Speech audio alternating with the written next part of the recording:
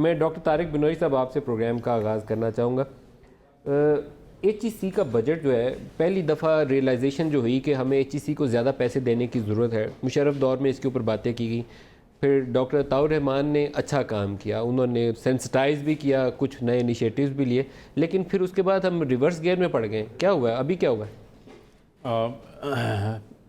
देखें, इस वक्त हमारी एक जो डिमांड है वो है 103.5 बिलियन रिकरिंग साइड पे और 55 बिलियन डेवलपमेंट साइड पे। तो टोटल आपकी 158.5 बिलियन की रिक्वायरमेंट। तो उससे तकरीबन about little more than 50%, about 60% हो गए।